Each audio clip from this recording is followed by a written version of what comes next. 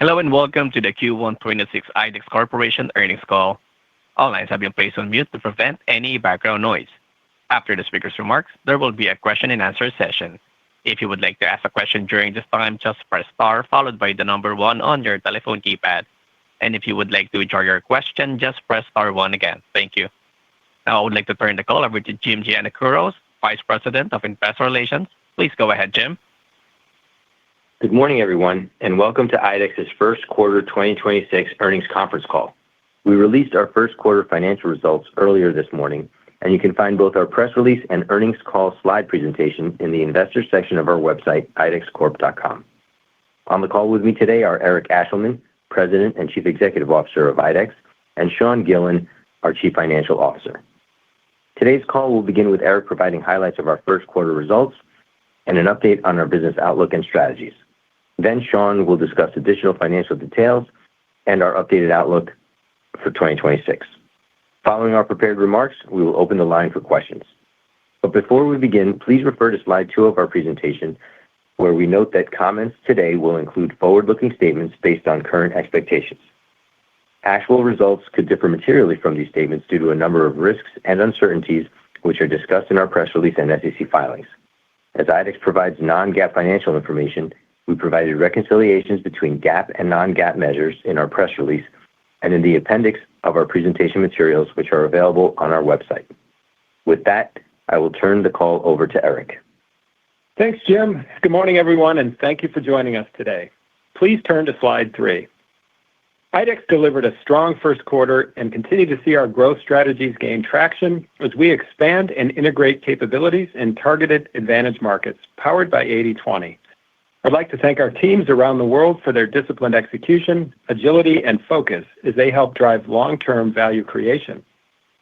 In the first quarter, IDEX delivered organic sales growth of 5% and adjusted EBITDA margin of 26%, which reflects a margin expansion of 50 basis points year-over-year. These results were above our expectations and reflect strong performance across each of our segments. Additionally, orders were better than expected, growing 10% organically year-over-year.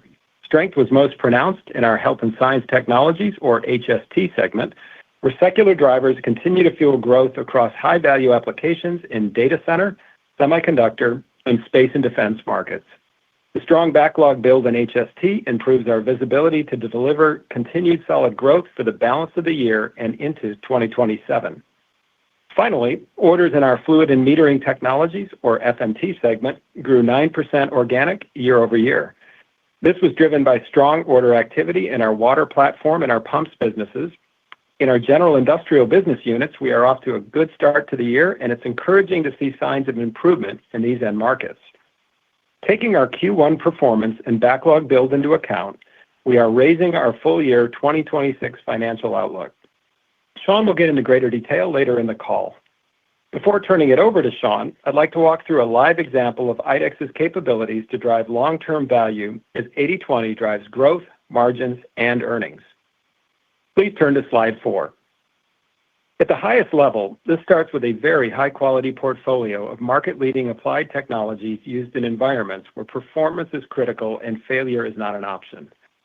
Space and defense is a prime example of faster-growing, durable end markets where we are increasingly deploying resources in the HST segment to expand our opportunity set. In simple terms, we provide critical components that move, manage, filter, focus, and protect data, energy, and fluids in space and defense systems. These markets benefit from growing demand for space-based connectivity and breakthrough defense technologies, with long program lives and rising system complexity creating a multi-year growth runway. Importantly, our participation spans multiple touch points across the portfolio, from optics enabling secure data transmission to MOX filtration solutions supporting propulsion and thermal management, alongside other engineered components for mission-critical systems. These solutions are co-engineered early with customers, allowing us to move quickly, adapt as requirements evolve, and reinforce our role as a trusted partner. Please turn to slide 5. For more than a decade, 80/20 has helped us improve focus, margins, and execution. Within our growth platforms, we are increasingly using it as a growth tool, segmenting markets more deliberately, clarifying where we win, and actively reallocating capital and talent toward the highest value opportunities. What's different today is the quality and scale of growth emerging from our Platform 80s customers and markets. As demand concentrates in more complex, higher value applications, our pivot toward durable growth areas is reinforcing a stronger overall outlook for IDEX. This momentum also creates a flywheel effect.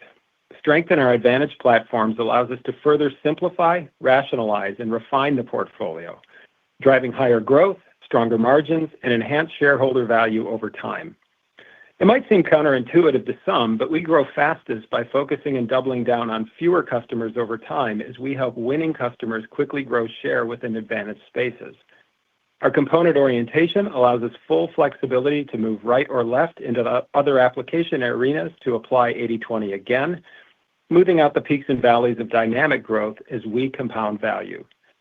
We complement this work with balanced and disciplined capital deployment, maintaining a strong balance sheet for flexibility, investing organically, actively pursuing tuck-in acquisitions, and returning capital to shareholders. We repurchased $76 million of IDEX shares in the first quarter and expect to maintain that pace throughout 2026. With that, I'll turn it over to Sean to walk through the quarter in more detail, including segment performance and our updated outlook. Thanks, Eric. Good morning, everyone, and thank you for joining us today. Please turn to slide 6. As Eric mentioned, in the first quarter of 2026, IDEX delivered better than expected financial performance. Organic revenue growth of 5% was better than we forecasted, with notable strength in HST. Adjusted EBITDA margin expanded 50 basis points year-over-year on productivity improvements, positive volume leverage, and positive price cost, partially offset by mix. Adjusted EPS came in significantly higher than our guided range in the first quarter. Overall, our orders grew approximately 10% organically in the quarter, again led by HST's organic order growth of 17% year-over-year. FMT orders grew 9% organically in the first quarter, and FSDP orders declined 4% organically. As a reminder, we typically enter any given quarter approximately 50% booked overall. The strong order activity in HST is driving a backlog build that offers greater confidence in our ability to deliver better financial performance than we outlined entering 2026. In FMT and FSDP, the rapid fulfillment nature of those businesses limit our visibility to approximately midway into any given quarter. Touching on some of the more meaningful business demand trends in the quarter, we saw a continuation of strong order activity in areas influenced by AI, which for us is most meaningfully in power generation for data centers, semiconductor manufacturing, and optical switching. We also continued to see strength in municipal water, mining, pharma, and space and defense. Organic sales in the first quarter grew 5%, with HST growing at 11% and FMT growing at 2%, while FSDP was down slightly.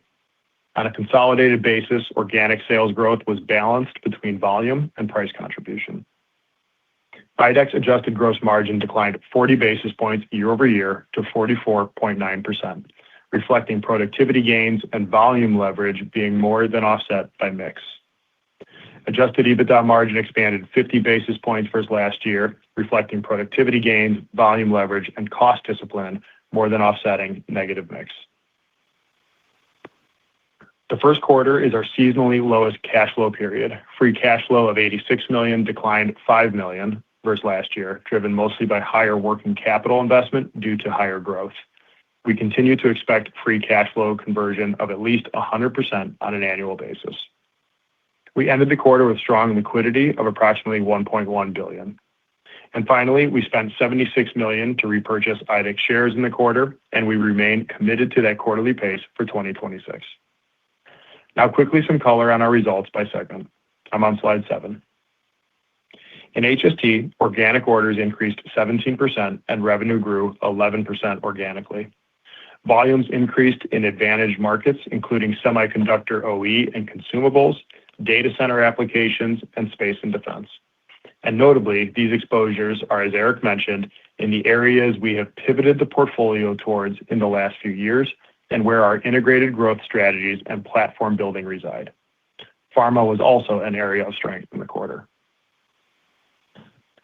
HST adjusted EBITDA margin expanded 100 basis points year-over-year as positive volume leverage, positive price cost, and productivity benefits more than offset unfavorable mix and acquisitions. Turning to slide 8. In FMT, organic orders increased 9% and organic sales increased 2%. Orders growth was supported by our intelligent water platform and our mining exposures, partially offset by global softness in chemical end markets. Looking at our leading indicator industrial order rates, they showed growth in the quarter as orders and revenue in these businesses were slightly better than we had expected. Our water platform continued to perform well, contributing to both the order and sales growth in the quarter. FMT's adjusted EBITDA margin declined slightly by 10 basis points year-over-year as productivity benefits were more than offset by mix and volume deleverage. Please turn to slide 9. FSDP organic orders declined 4% year-over-year, and organic sales decreased 1%. Our fire and safety franchise grew high single-digit in the quarter as we continued to see strong demand for our fire and rescue tools in North America and stable demand in Europe. This growth was offset by an expected decline in dispensing. This decline in dispensing was due to tough comps in project volumes in North America and Asia. We expect to see stability in our dispensing business on a sequential basis. FSDP adjusted EBITDA margin increased 30 basis points year-over-year as strong productivity improvements more than offset mix and volume deleverage influences in the first quarter. Please turn to slide 10, where I'll touch on capital deployment. Like I mentioned earlier, we drove $86 million of free cash flow in the first quarter, which is our seasonally lowest cash generating period in a given calendar year. Our gross leverage position as of the end of the first quarter is at roughly 2x. As outlined last quarter, we continue to maintain a balanced approach to capital deployment. In the near term, we will focus on organic investments to drive growth, bolt-on M&A, and capital return to shareholders. In the quarter, we paid $53 million in dividends and repurchased $76 million in shares. We plan on maintaining this share repurchase level per quarter through the rest of 2026. Now I'd like to discuss our updated guidance for 2026. Please turn to slide 11. For the full year 2026, we now expect organic growth in the 3%-4% range, an increase over our original 1%-2% organic growth guidance coming into the year. Our overall IDEX organic growth guidance balances approximate high single-digit growth for HST and flattish outlooks for FMT and FSDP. These outlooks reflect HST's strong order book and relative stability in our FMT and FSDP segments. Adjusted EBITDA margin is expected to be in the 26.5%-27% range in 2026, unchanged from our previous guidance. We continue to expect productivity benefits throughout IDEX businesses and solid leverage and margin expansion at HST this year. However, volume decrementals in FMT and FSDP and mix influences keep our near-term margin expansion expectations unchanged. We are increasing our adjusted EPS guidance for 2026 by $0.20 to $8.35-$8.55, representing mid to high single-digit growth year-over-year. For the second quarter of 2026, we expect 3%-4% organic growth, adjusted EBITDA margin in the 26.5%-27% range, and adjusted EPS of $2.07-$2.12. Also, I wanted to provide an update on tariffs. We continue to monitor the changes closely and adapt our businesses accordingly. While the IEEPA tariffs have been repealed, the administration has implemented new tariffs in reaction to this. For our businesses, these new tariffs are largely consistent with the ones repealed, such that we currently do not anticipate much of a net impact to our financial results. As it relates to the expected IEEPA refunds, we have taken the requisite actions to apply for these and will keep you updated, if applicable, as it is expected to play out over the coming months. With that, I'll turn the call back over to Eric. Thanks, Shawn. I'm on slide 12. As we step back, we feel very good about the start to the year and the momentum building across IDEX. Our performance reflects strong execution, increasing traction in our advantage markets, and continued progress as we execute our growth strategies. The demand signals we're seeing within our growing backlog reinforce our confidence in the direction of the portfolio. Many of the demand trends in our advantage markets are expected to remain robust well beyond 2026. At the core of this progress is 80/20. It continues to sharpen our focus, guide where we invest capital and talent, and help us scale growth across platforms and applications that matter most. Just as importantly, it is enabled by our teams and our culture, one that emphasizes trust, collaboration, and accountability across the organization. We recognize there's still work ahead as we continue to execute our strategy and further enhance the quality of growth, of course, across the portfolio. But we are encouraged by what we are seeing, confident in the path forward, and excited about the value creation opportunity in front of us. With that, we appreciate your continued interest in IDEX, and I'll turn the call back to the operator for your question. We will now begin the question and answer session. If you would like to ask a question at this time, simply press star followed by the number 1 on your telephone keypad. We will pause for a brief moment to compile the Q&A roster. And our first question comes from the line of Joe Giordano with TD Cowen. Joe, please go ahead. Hey guys, good morning. Morning. Just curious on how to think about the guide here. So 1Q comes in 5%, 2Q guided 3-4. Given the orders here, why should the second half organic decelerate from the pace that we're on now? Or is this just kind of, look, there's a lot going on in the world and we're just playing it safe? Yeah, I think to give a little bit of color on that, it's really around, I think HST should continue at a pretty similar clip, as we mentioned, the high single digit to double digit growth at HST. And that's really driven by the order backlog, as you referenced, where we've seen that momentum. And I think in FMT in particular is where we saw good performance in the quarter. The end of the quarter was stronger than the beginning, seeing some sequential improvement. But as we outlook for the year, still seeing forecasting a growth outlook that's a bit flat. And that's probably a little bit of the macro world, 1 quarter into the year, some uncertainty in the macro world, and what we're seeing in visibility, keeping that around flat. So that's a little bit of color as, first half of the year as we move into the second half. And then what needs to happen at HST to get margins back to like that 30-ish% range that you were at a couple of years ago? Like, which is that incumbent on life sciences picking back up? Like, what's kind of needed there to get back to historical highs? Yeah, good question. I think there's 2 pieces to that. One is the recently acquired businesses, which are performing quite well and are driving a lot of the growth. As more of the growth in that business has come from the acquired businesses, their still margins are strong, but they're not quite at the segment average yet.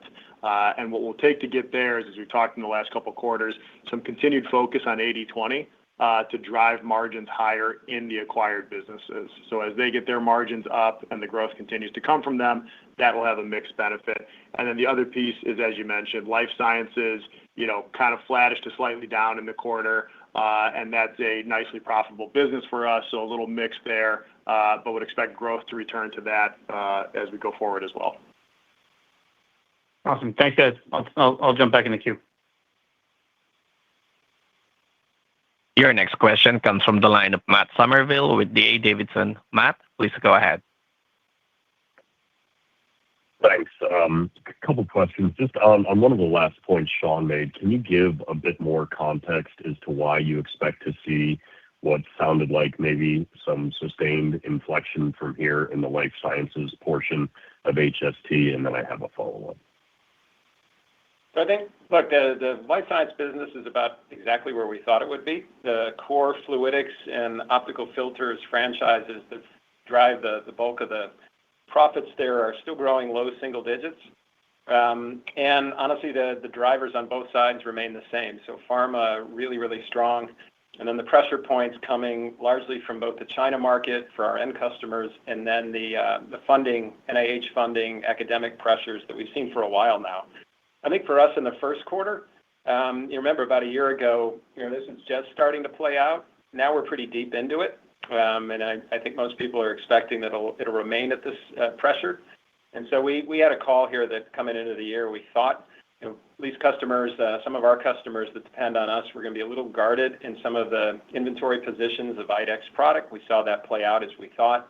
But the dynamics here remain exactly as we've been talking about over the last few quarters. And a low single-digit growth, some positives, some negatives, and but a ton of innovation and things that are going on here that I think longer term is going to give us a lot of confidence in where this market's going to go.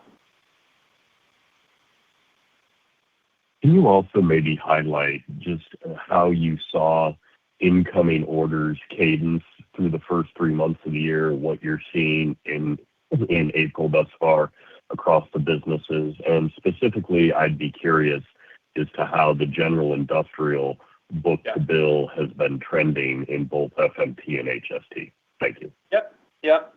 I mean, and it's a little different depending on the segments. The HST side with the momentum that we're seeing there has, less of a nonlinearity profile. It's just been generally pretty strong for a while and kind of saw it that way, play out that way in the quarter. On the FMT and FSDP segments, which are certainly more, fragmented, broadly indexed to industrial markets, that was interesting. It was pretty soft in the beginning of the year in January. It came back a bit in February, and it was a much stronger March. And then we've kind of stayed at that level here in April. One thing that's interesting, we've talked a lot about the businesses that we use as diagnostics for kind of near-term health. And while those were overall positive, they didn't move positive in a uniform way. So we don't have sort of every member seeing the exact same thing. It's a little mixed. And even the project business that we saw in there, we don't get a lot of it, but that tells us something too. Almost all of those you can trace back, the successful ones, back to some of the same megatrends that we're referencing in HST, data center work, energy grid, things like that. So I think it's improving. It's better than we had obviously modeled originally for the quarter, but I would still put it in sort of a mixed place. And I think largely that's because of the overhang of the geopolitical situation. Understood. Thank you. And your next question comes from the line of Nathan Jones with Stifel. Nathan, please go ahead. Morning, everyone. Morning. I guess I'll follow up on the short cycle industrial question. Maybe you can talk a little bit more about the pieces of that where you're not seeing some improvement, and maybe what you think is required to get those businesses going in the right direction again. Well, in the few places where that played out, I'd say those businesses are a little bit more indexed to chemical markets and some of the ones that we mentioned, or kind of core energy. So their exposure there probably explains some of it. They're also probably the most fragmented businesses. A lot of the orders there are 1 or 2 here, and they have really quick lead times. So if somebody is uncertain, they're the kind of businesses that you really don't have to make much of a commitment because we're going to be able to quick turn all of the product. So I would say that's, those would be the 2 characteristics. Again, this wasn't a lot of businesses, but there is some mix. There is a mixed nature of how these ran out over the last 4 months. Fair enough. I'm going to ask the HST margin question a little bit differently. You've seen good positive growth for the last 3 quarters, and the incremental margins have been in the low 30s. I think I would have expected, and I think you would expect long-term, those incrementals to be higher.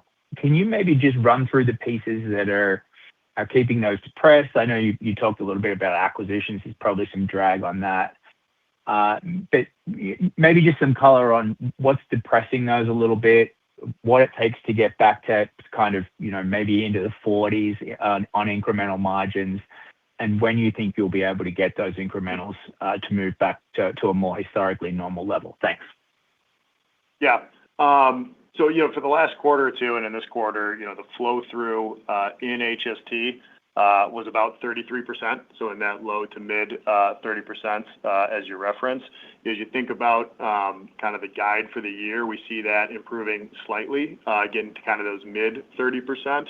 And all of that's really in line with where we expected it to be for the year so far. And then in kind of what needs to happen to have it tick up, I think it's a couple points, which I referenced.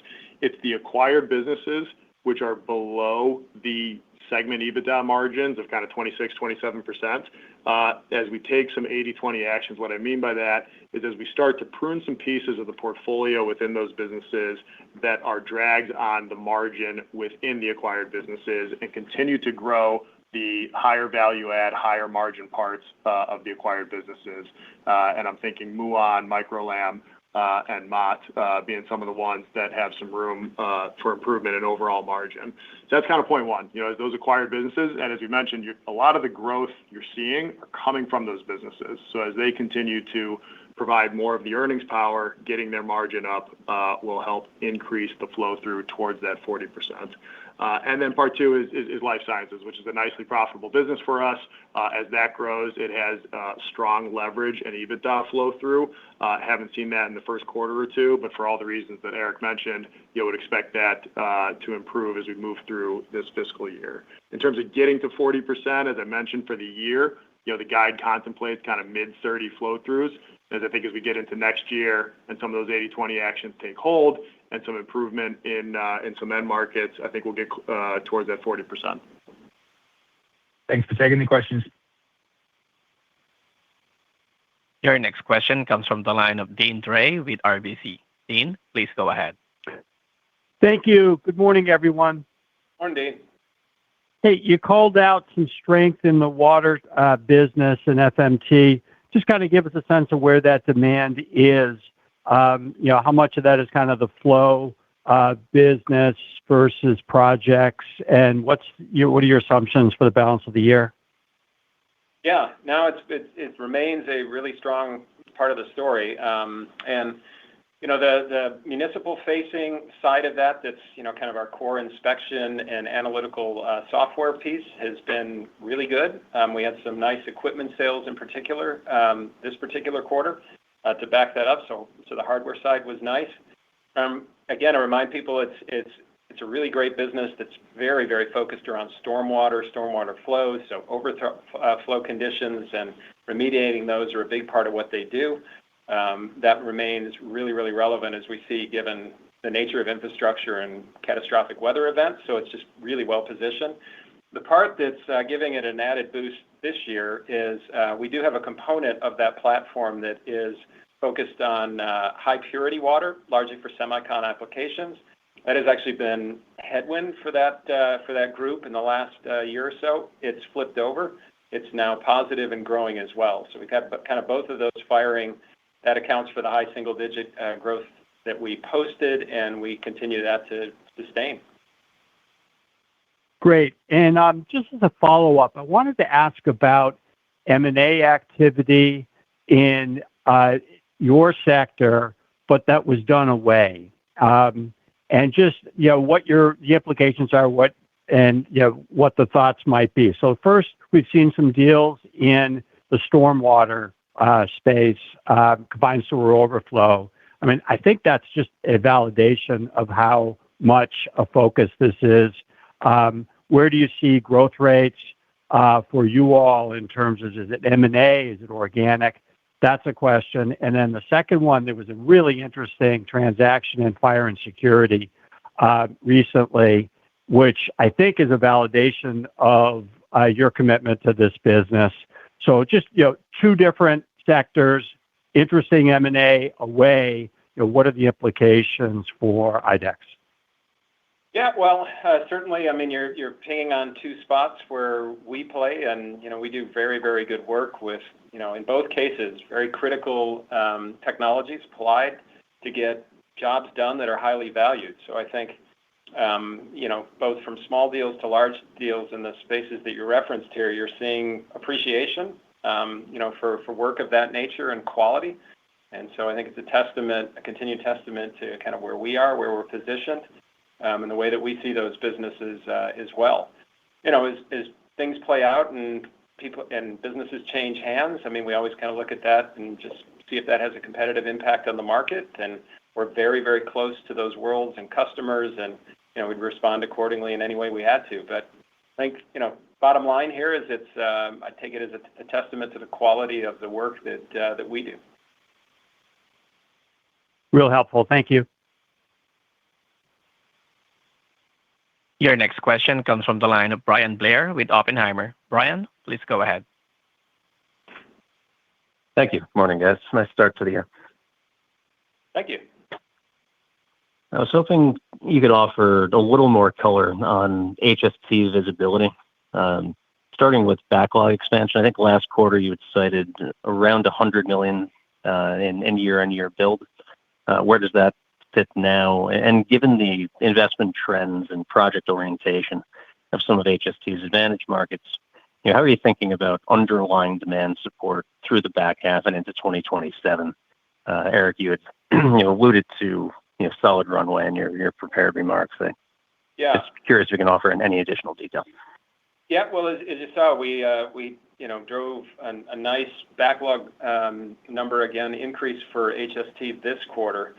And it's interesting here. We're getting more visibility than we've typically had. For classic IDEX, you can see that growing in HST, and it's really growing in these faster growing order wins and application spaces. And the nature of it is, these are moving fast. Many cases, these are novel solutions, where we're just kind of bringing them to market. And then you've got customers here that are trying to ramp pretty aggressively. And so they're giving us, and as well as other suppliers, some good visibility to the road ahead, to make sure that we've properly capitalized, we've got labor lined up, we've got materials available. So we get more than we typically would, let's say, certainly in FMT and other places, even much of the rest of HST. So that accounts for some of it. That being said, it's anything that we are recognizing here, of course, is within the 12-month period, and it's actually pretty linear as it runs. Also, in the discussions that we have with customers as we're booking it and we're working with them, that same spirit runs into discussions about out years. So, what comes next in terms of technology is something we talk about. What kind of volume requirements might be needed there so that, again, we get the jump on any capital we and others might need to lay in. That's why we're able to point towards, continued growth beyond a 12-month horizon here because of those conversations that kind of look forward that, again, is a little different from what we've typically experienced in IDEX, but it's something that we had planned to be part of, our growth story here, and it's playing out that way. Hence the references to confidence both for this year and the out years. That's very helpful. Thank you. And I'd like to.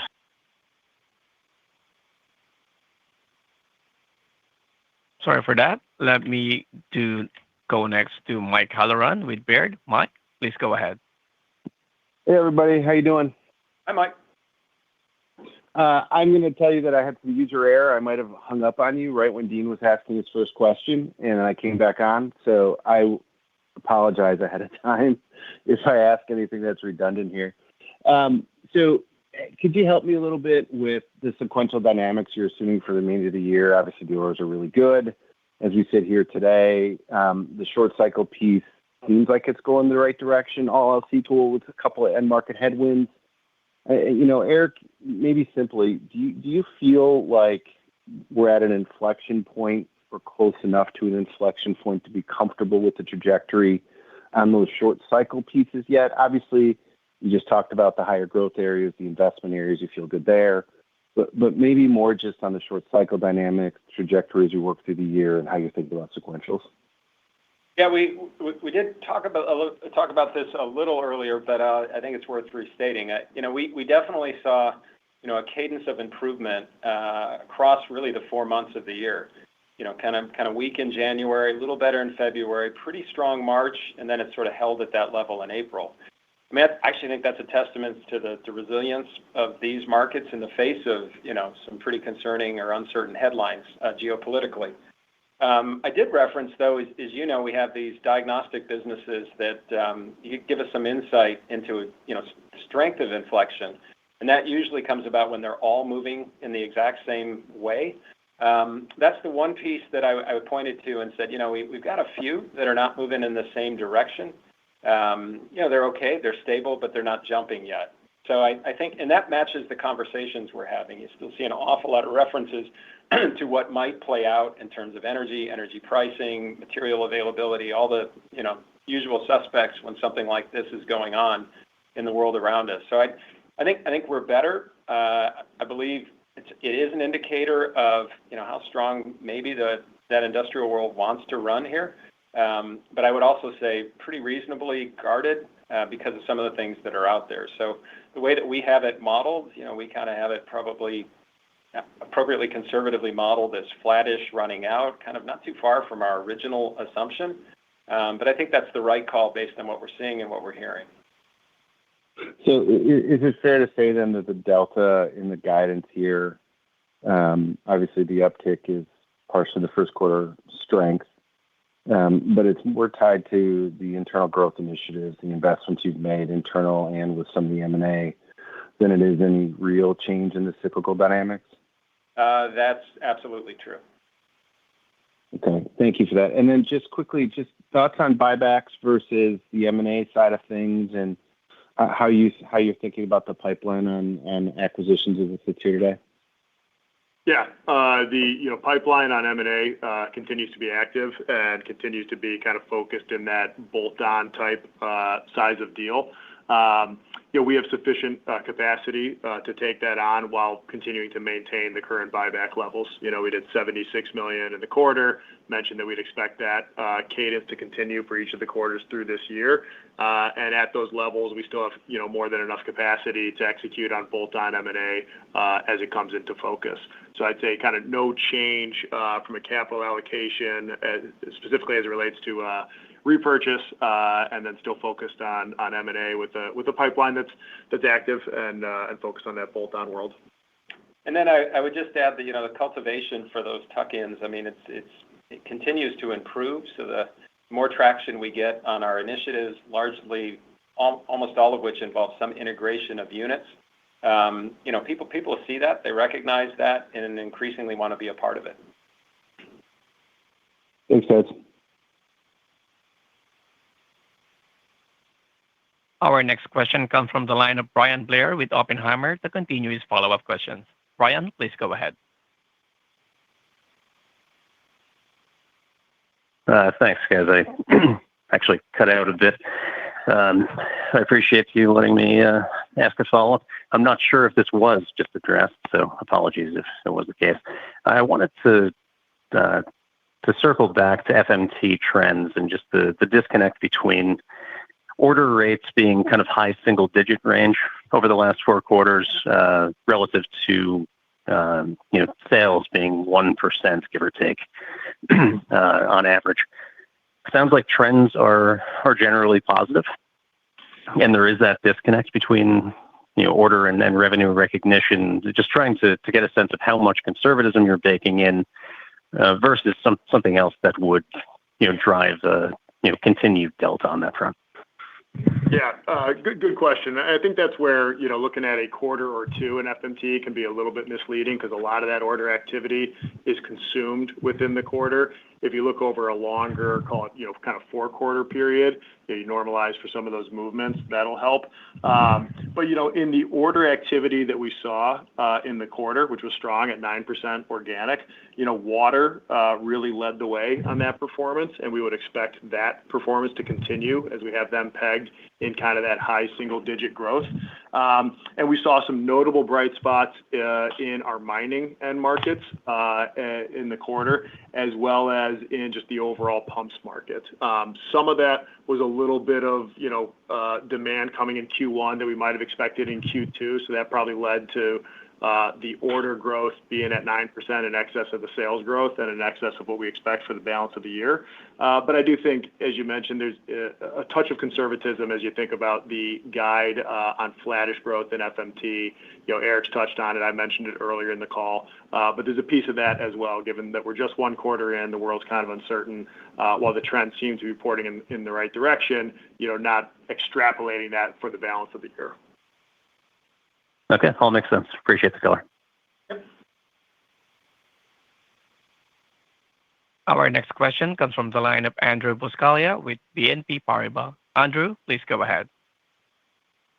Hey, good morning, everyone. Morning. So, some sort of a trend we're picking up this earnings season, just some companies talking about these higher energy prices the near term, maybe some volatility, but long term, maybe positive impact for their businesses. And I know direct energy exposure is not huge for IDEX, but I'm wondering how you're thinking about your business in that context. Well, yeah, we do have a segment involved in energy. A lot of it's downstream custody transfer. We're kind of the cash register for a lot of the industry. So it never directly correlates. It's not a wellhead kind of business, but I would say higher energy prices and activity tend to have kind of a derivative impact positively over time. We saw some of that in the first quarter. You'll note, we didn't list energy as a significant pressure point, whereas we have in some of the preceding quarters. We've seen, certainly more activity there, more money being put to work, U.S. exports, all of that stuff. So as that happens, it generally kind of backfeeds into the markets that we're a part of. So we've kind of got that in a slightly better place. We'll watch it as it obviously this whole story runs out. There's a lot of volatility there, but the energy exposure at IDEX, at least now, has moved more to the green. Yeah.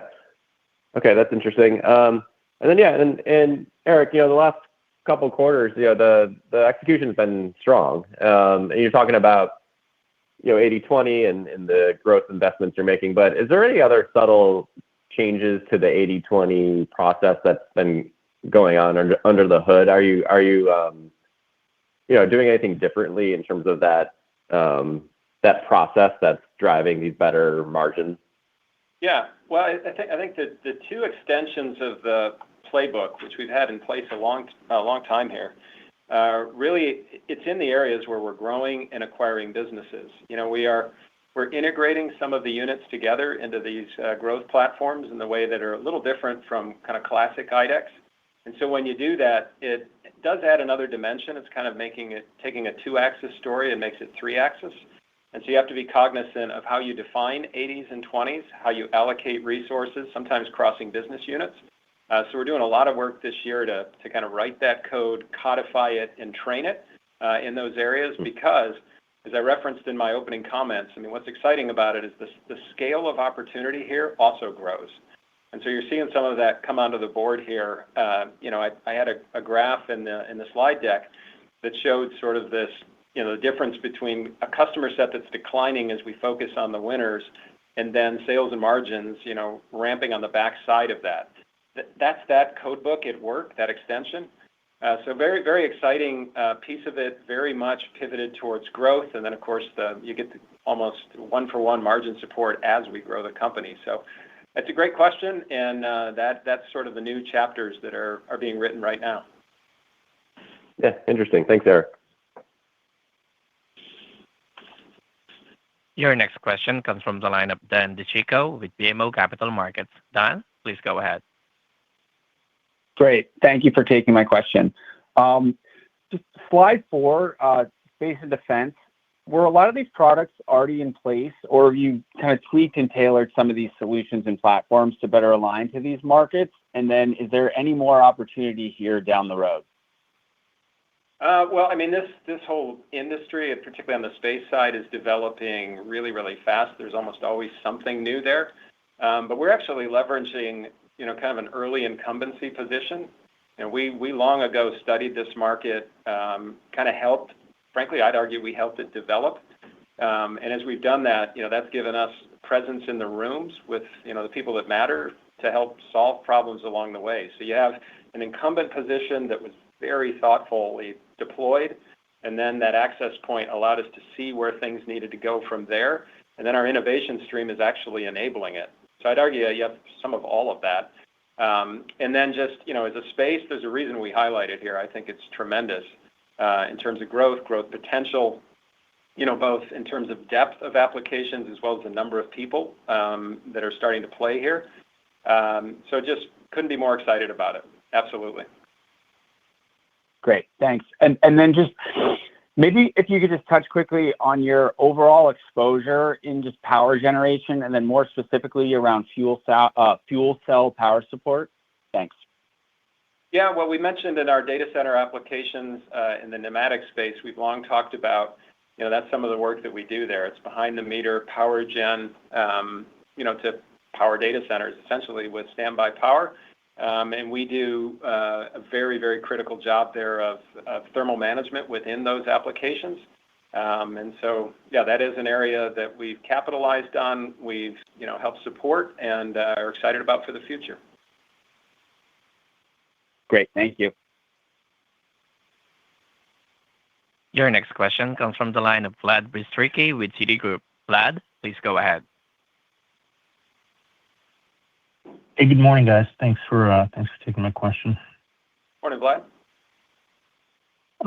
So nice quarter, obviously, and like the positive outlook for 26. I did want to ask you mentioned some price cost pressures impacting gross margin in 1Q. So can you just talk about what price cost was in the quarter, how you see it evolving going forward through the year, and whether you're expecting to take or need to take incremental price related to, tariffs or any other inflationary pressures? Yeah, good question. For the quarter, to the EBITDA line, price cost was a net positive. Not to the same magnitude that we saw in a couple quarters in the last year, given tariff pricing actions.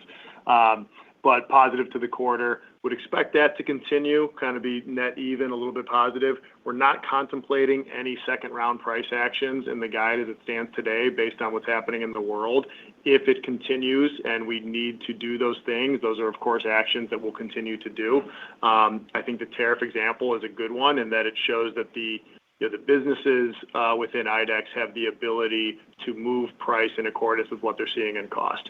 And so if we do start to see some sustained price pressures, or we expect that on the cost side, we will revisit our price assumptions and actions with our customers. So for the quarter, positive. Kind of for the guide, expect that to continue and can be revisited depending on what happens in the businesses. Okay, that's helpful. Appreciate that, Sean. And then I think you talked a little bit about life sciences, where you're seeing sort of some pressures in China and NIH. I guess, could you just talk more about how you're thinking about the potential for a more positive inflection within life sciences in HST over the coming quarters or into 27? Yeah, well, we're going to focus where we can focus, and that's in core innovation with the customers that we've long, had relationships with. And there's the team is driving some great things there. We're seeing that now playing out positively in largely in the pharma space. There's just a number of things going on in that area. Even some of the questions around geography, and how that's going to all play out, given that the world turns in different ways there. I'd say we actually are helping customers think through that too, because we've got great global scale, and so if people want to reposition assets or target different markets around the globe, we can support that, and we're talking through those situations with customers too. So for us, we're just going to focus on what we do best, which is kind of double down on the global span that we have, the scale that we have within the business. Remember, those are long been integrated units where people are used to working together and driving that scale of solutions, and then bring innovation to bear in the markets that are reflecting the most positively. Yeah, thanks for that, Eric. Your next question comes from the line of Rob Wertheimer with Melius Research. Rob, please go ahead.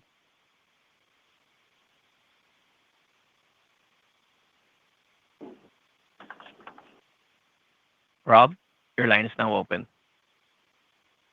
I apologize. Thank you. You've had a lot of success in some of the growth investments you've made, and I'm curious how much kind of remains in the pipeline, products you haven't launched, products you're developing. Maybe you could characterize how far along that curve you are. And my second question, I'm not sure you'll want to answer, but of the total order growth, maybe in dollars, how much was attributable to kind of your new markets or advantage markets or growth investments you've done versus a general cyclical rebound? Thanks. Sure. Well, look, I think these spaces have a lot of potential, not just this year, but in later years. It's one of the reasons we've indexed so positively that the years past 2026 we see as being very good for us, because we're involved in the discussions. We're working on the technology. We're talking about problems that need to be solved. We know kind of when those would go to market and how they would run out. And obviously, the investment cycle here has got multiple chapters, and we're exposed to it. To your second question, it's related actually to the first. I mean, I wouldn't give a specific number here, but I mean, much of what we're talking about is you can point back to recently acquired units, very specific investments, the choices that we made to link to units of this quality. And so a fair amount of it is coming from there. What I particularly like about it is we're kind of pinging these different worlds from multiple points. And so think of those as entrances into really great application spaces, each one of which has their own subsequent chapters to write through our innovation efforts. So we talked about data centers, we talked about kind of behind the meter power gen over there. We're also involved in really interesting things related to optical switching and how that's going to play out. We've got valves there that are positioned around liquid cooling and other aspects of thermal management. Broad semi exposure, which has been very positive for us. We're involved in everything from consumables to metrology to lithography. We've got these nice little entry points, each one of which, again, just has this sort of extended discussion about here's what we need today, here's what we're going to need tomorrow, and here's what we're thinking about in terms of the future. Water in the FMT space has some of those same characteristics.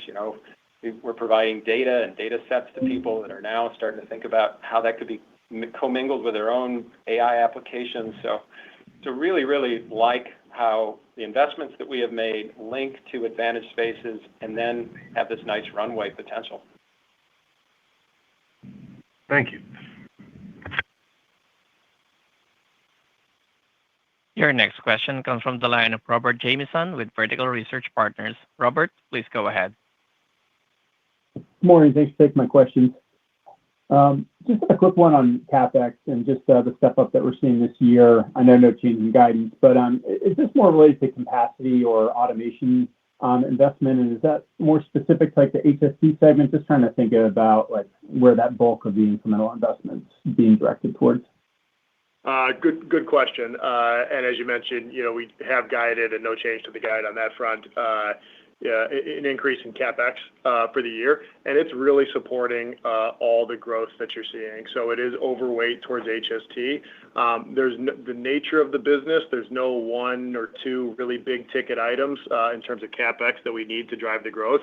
It's really across a variety of the businesses, but we are allowing for more growth CapEx to be spent in this year to help support the growth and the demand that we're seeing. And that's in the form of equipment and other things, like that to help support the growth. So not a huge step up, but a meaningful one. It's still relatively low in terms of kind of the overall size of the business, but have budgeted for some growth in CapEx for the year. This is actually an area where 80/20 helps us a lot as well, in line with our component orientation. Because if we make choices, to let's say move on from a small part of a business, very often it's the same capital or the same technology that we would run faster growing applications across. So it actually kind of gives us an internal funding source or an offset, so that it keeps CapEx increases at a nice level too. So that's another lever that we have that comes out of 80/20 work. That's great, super helpful. And then just taking a step back, just given the strategy and the pivot over the last couple of years on advantage markets with secular tailwinds. I mean, what are maybe some of the top 2 or 3 secular themes, outside of AI, where you think that IDEX is most under indexed today and potentially willing to invest more aggressively in? Well, look, I mean, when you step back, what's nice about the changes that we made is I actually start with the things that are constant. So we essentially always have kind of moved either fluids, gas, or light. That's basically what we're doing, even in these advanced spaces. So we've got great technologies, great access here. I'm particularly excited in terms from an end market perspective. We highlighted space and defense for a reason. I think that's just getting off on the ground, and we were there from the beginning. And so our positioning there is really, really good. Our optics technologies and specifically tie very nicely to that world. And here's where the acquisition work comes in very handy, because we're actually kind of moving technologies and joining them across a couple of the businesses here to create solutions that are pretty novel. and really could only kind of come from us. And that's part of the thesis too. So I think, how we position MSS, the Material Science Solutions platform, that's where optics sits. I mean, that whole thesis really gives us a nice jump-off point into virtually every market that we've talked about here that is advantaged. So, continuing to expand it through bolt-on tuck-in work, that's why we're excited about that as well. There's some other things we'd like to bring in as our presence increases. So more to come here, but I think off to a great start and kind of playing out the way that we had hoped and expected. Thank you.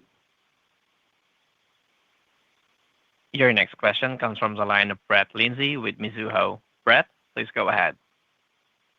Hey, good morning, all. Question regarding your CapEx intensive businesses. I guess as you parse through the composition of your growth and activity, how are those performing versus the more OpEx-oriented businesses? And I guess as IDEX has grown in areas like material science and defense and space, what does that mix look like today, and how's that evolved? I'd start by saying, none of the businesses we're in are that capital intensive. And so, you're seeing an increase in CapEx, but it's really in line with growth and angled towards the HST segment as well as some other platforms where we're seeing that growth. So I don't think that there's a material shift in the CapEx intensity of the business. We're just allowing for some capital to support the growth that we're seeing. So no material move in terms of what you should expect in terms of CapEx for our businesses going forward. Yeah, that continues to be part of the filter set when we think about a space, a technology set, or acquisitions.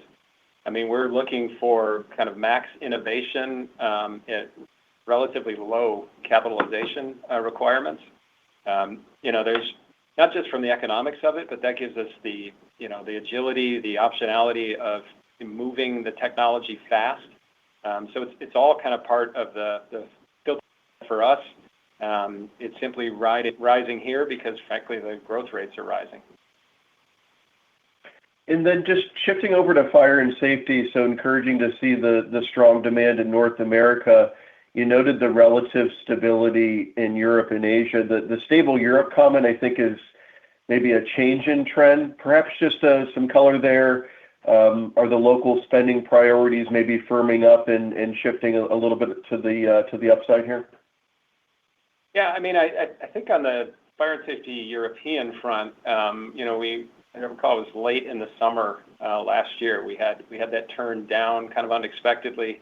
We saw some very specific positioning over to alternate spends. That actually came back to something more normal at the end of the year, and it's basically remained there. So, it's not widely growing, but it's kind of back in its normal corridor, and I think that was actually kind of a temporal shift. And then we've seen, again, the further from home markets have been stable for a while. And as you said, most of the growth strength on the North American side. Thanks for the color. Yeah.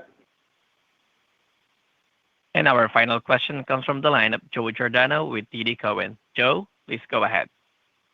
Hey, guys, appreciate it. Let me have the follow-up here. Just like one last kind of bigger picture question on M&A. Eric, as you moved into some of these newer areas, like when you bought Mod, you bought Muon, I think from an investor angle, it seemed a little bit more, are these more complicated?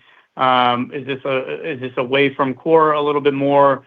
And then obviously those businesses started a little slow and now are doing quite well and are directly aligned with what your strategy is. So I'm just curious, as you look back on the last couple of years with these businesses, what's like the takeaway in your head? Does this like reinforce that IDEX knows how to do M&A as a core competency? Does it inform you on timing of when is appropriate to do this and how much work we need to do to the businesses that are in these kind of markets? Just curious, like I know we're in a good place to talk about it now, but just curious, like what you guys kind of like took away from getting from where you were when you started to where you are today. Yeah, no, thanks for that. Well, look, a big part of the thesis here was supporting stronger growth for the company. That's why we went down this direction. And I think one of the insights that comes out of this, given all that you cited, is actually I put it in the end. I put it into a strength category. I mean, these are mission-critical markets where, the uptick on growth takes a little longer than maybe we would like out of the gate. But that actually becomes the moat for us once we get through it.